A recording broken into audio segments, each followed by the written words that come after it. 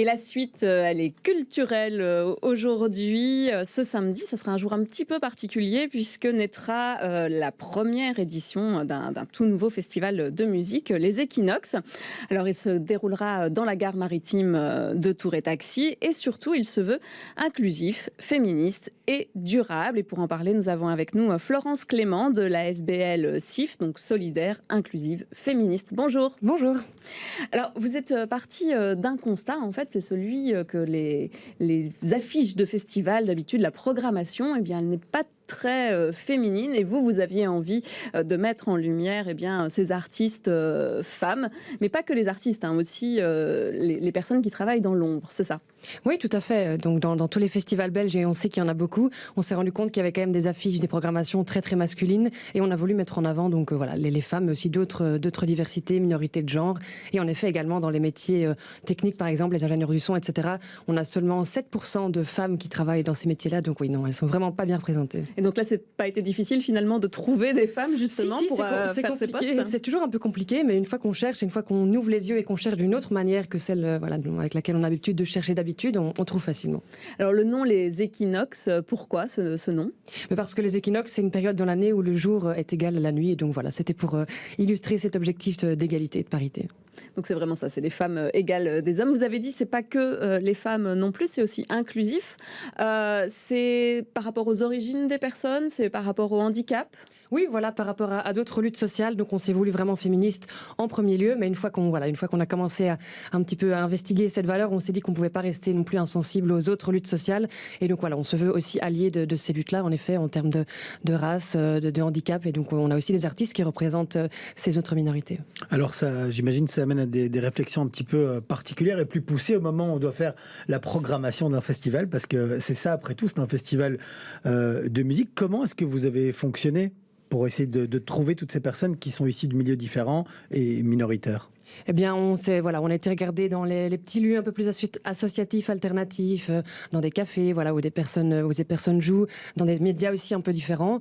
Donc une fois qu'on tire un peu la ficelle de l'autre et de ce qu'on voit d'habitude à l'affiche, on trouve vite quand même plein de chouettes artistes pour une programmation vraiment diverse. Vous pouvez nous donner quelques noms de cette programmation, justement? Oui, tout à fait. Donc, on aura vraiment des concerts avec Nabaka, Nefti, Sliza, la DJ aussi, Rokia Bamba, qui viendront sur la grande scène pour les concerts. Mais on a aussi toute une programmation dans un espace cabaret, un petit peu plus intimiste, avec un show de drag queen, avec le collectif All That Drag, qui vient du cabaret Mademoiselle.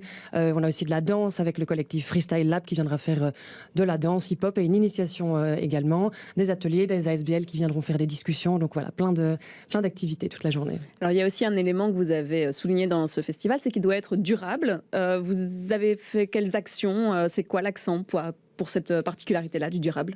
Bien déjà, donc le festival se passe dans la gare maritime de Tour et Taxi, qui est un lieu éco-responsable avec l'énergie est faite par la géothermie et les panneaux solaires. Donc l'événement est éco-responsable à ce niveau-là.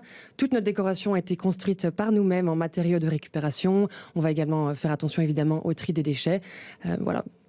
Durable et renouvelable aussi, parce que c'est une première édition. Est-ce qu'il y a un objectif derrière d'être pérenne? Tout à fait. Renouvelable, on espère. On a déjà la date de la seconde édition, donc on ne va pas encore la dévoiler, mais on espère vraiment pouvoir s'installer dans le paysage bruxellois. Alors, vous pouvez accueillir 1000 personnes, je pense, sur la journée.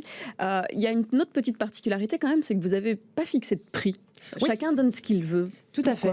Eh bien, parce qu'on voulait que l'événement soit accessible à toutes et tous, quels que soient leurs moyens.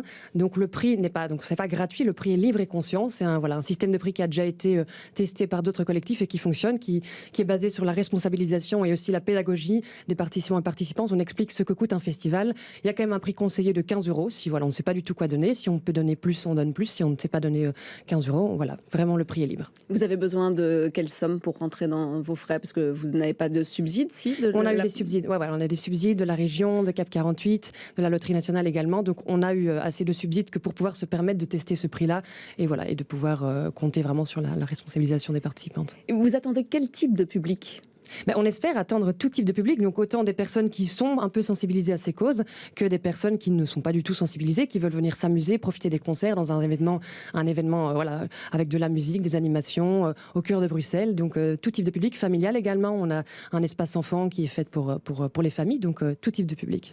Et alors votre association, donc c'est une ASBL qui fait, donc votre association pour l'instant, ça veut dire qu'elle va perdurer ensuite. Vous allez faire d'autres actions en dehors du festival? Pour l'instant, l'idée est vraiment de perdurer sur le festival, mais on ne sait jamais ce qui va arriver. Oui, donc c'est vraiment... Parce que vous êtes un collectif assez nombreux quand même.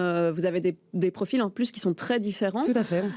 Donc on pourrait imaginer que vous continuiez avec d'autres missions d'éducation permanente ou ce type d'activité. Oui, tout à fait. On est un grand collectif de bénévoles. On fait toutes et tous ça dans notre temps libre. Et pour l'instant, l'idée, c'était de lancer cet événement culturel, musical, avec vraiment l'accent sur la diversité. Mais qui sait, on aura peut-être d'autres idées qui viendront dans les mois, les années à venir. Eh bien, écoutez, en tout cas, merci beaucoup, Florence Clément, d'être venue pour nous parler du festival Equinox. On retrouve la programmation sur votre site internet qui est equinoxfestival.be, tout à fait. Et page Facebook, page Instagram également. Toutes les infos sont là-dessus. Voilà, et puis on n'hésite pas. Donc samedi, si vous avez envie de découvrir, ça se passera donc à la gare maritime l'après-midi. À partir de 14h jusqu'à minuit 30. Jusqu'à minuit. Voilà.